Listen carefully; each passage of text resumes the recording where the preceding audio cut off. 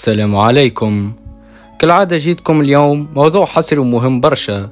شنو قاعدين يحضروا المسلسلات رمضان تونس 2026؟ برشا ناس تستنى رمضان مش كان للعبادة بل زاد المسلسلات والبرامج تولي الحدث الكبير في تونس كل عام. واليوم باش نحكيو على التسريبات، التوقعات وشكون المخرجين والممثلين اللي ممكن يرجعوا بقوة.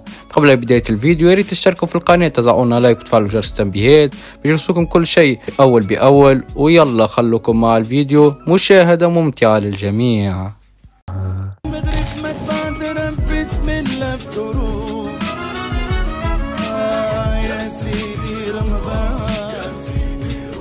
قبل ما ندخلوا في 2026 نرجع شوية ل 2025. شفنا أعمال كيف الفتنة، واد الباي، الرافل والزعيم، أعمال لقات برشا متابعة وبعضها عمل جدل كبير، يعني المنافسة كانت قوية، وهذا يخلي 2026 مرشح يكون موسم أقوى.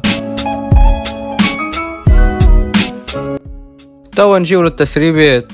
الحوار التونسي كالعادة ديما تحضر عمل ضخم في رمضان، وسامي الفهري شبه مضمون عنده مسلسل جديد. الوطنية الأولى تنجم ترجع بكوميديا اجتماعية كيف العادة، ومسلسل يتحضر حول المعاناة الاجتماعية في تونس.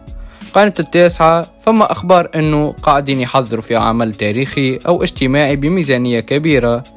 نسمة رغم الظروف اللي موجودة في القناة حاليا، ولكن قناة العائلة ستعود بقوة عن طريق المسلسل الكوميدي صاحبك راجل الجزء الثاني.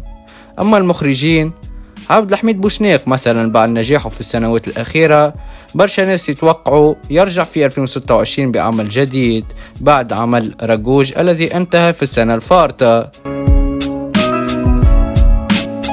ديما نعرفوا اللي الكاستينج يبدأ بكري. تسريبات تقول فما ممثلين كبار غابوا في 2025 وممكن يرجعوا، كما نضال السعدي ووجيه الجندوبي أو حتى ظفر العابدين لو يعمل عمل تونسي خاص من إخراج سامي الفهري. ما تنساش زادة أنه رمضان ماهوش كان المسلسلات، فما برامج ألعاب وكاميراوات خفية. التسريبات تقول فما صيغة جديدة لبرنامج كاميرا خفية قاعدين يخدموا عليه، وتنجم تكون مفاجأة متاع 2026.